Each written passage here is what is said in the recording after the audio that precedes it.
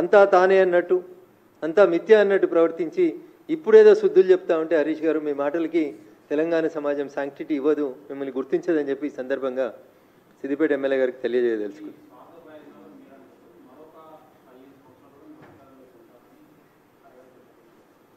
ఇంకొక 15 రోజులకి assembly budget సెషన్లు స్టార్ట్ అవుతాయి. అప్పటిదాకా ఇంకో 15 మంది పోకుండా కాపాడుకుంటే చంద్రశేఖరరావు చాలా గొప్పవాడు. అధికారంలో ఉన్నప్పుడు ఎమ్మెల్యేలు, మంత్రులు ఇంకెవరిని కలవకుండా మనుషులంటే బానిసలని, తానొక్కడే దైవాంశ సంభూతుడని, ప్రగతి భవన్ అనేది ఇంకేదో అనుకొని ఎక్కువ ఊహించుకున్నాడు సార్ పాపం. ఇప్పుడు తప్పనిసరి పరిస్థితులలో ఎంపీటీసీలతోటి, సర్పంచులతోటి, ఆఖరికి గ్రామ కమిటీ అధ్యక్షులతోటి కూడా ఫోటో దిగి బిడ్డ నేనున్నా అని బతిలాడుకునేటువంటి దుస్థితికి తెచ్చుకున్నాడు చంద్రశేఖరరావు గారు. 15 సంవత్సరాలు మర్చిపోండి. ఇప్పుడు అధికారంలో లేకుండా ఇంకొక 15 నెలలు మీ టీఆర్ఎస్ఓ బీఆర్ఎస్ఓ అసలు ఉంటుందా? దానికి పేరు ఉంటుందా? ఊరు ఉంటుందా?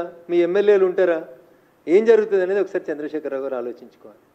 అంటే కోల్పోతున్నటువంటి నాయకుల మీద పట్టు కోల్పోతున్నారు. రోజుకో ఎమ్మెల్యే పార్టీ మారుతున్నాడు, రోజుకో సీనియర్లు పార్టీ మారుతున్నారు. నేను ఎప్పుడో చాలా రోజుల క్రితం చెప్పిన 2013లో నేటి ఫిరాయింపుదారులే రేపు పిరంగులై పేలుతారు కేసీఆర్ జాగ్రత్త అని. ఇలా ఒక్కొక్క ఫిరాయింపుదారుడు మళ్ళీ ఒక్కొక్క ఫిరంగై పేలుతున్నాడు. సో అట్లాంటి బాధల నుంచి బయటపడడానికి ఏం చేయాలని అర్థం కాక ఇంకా 15 ఏళ్ళు నేనే ఉంటా అన్నాడు. ఉన్న 10 ఏళ్ళే ఉద్ధరించింది లేదు, ప్రజల్ని కలిసింది లేదు. మళ్ళీ నీకు అవకాశం ఎందుకు ఇస్తారు ప్రజలు?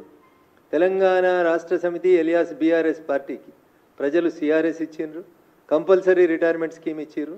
గౌరవనీయులు చంద్రశేఖరరావు గారిని ప్రశాంతంగా ఆలుగడ్డలు, బెండకాయలు, వంకాయలు వండించుకొని వ్యవసాయ క్షేత్రంలో ఆరోగ్యం కాపాడుకోమని, ప్రజలు ఇచ్చినటువంటి తీర్పును, ప్రజాస్వామ్యాన్ని గౌరవించమని చంద్రశేఖరరావు గారికి ఈ సందర్భంగా హితవు పలకదలుచుకున్నాను.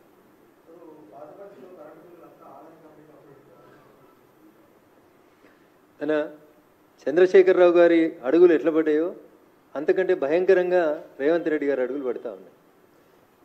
నువ్వు బిల్లులు వసూలు చేస్తావా, ఏదైనా ఏజెన్సీకి ఇస్తావా అనడానికి సంబంధించి రాష్ట్ర ప్రభుత్వం దగ్గర ఏమన్నా ఐడియా ఉందా? పాత బస్తీని ఆదానికి ఇచ్చుడు ఏందన్నా? రిధం కోసం మాట్లాడి, ఎత్తి ప్రాసల కోసం మాట్లాడి, మమ్మల్ని బదనాం చేయడం కోసం మాట్లాడడానికి టెండర్ పిలిచినవా? టెండర్ పిలిచే ఏ సెగ్మెంట్లు పిలిచినావు? డివిజన్ వైజ్ పిలిచి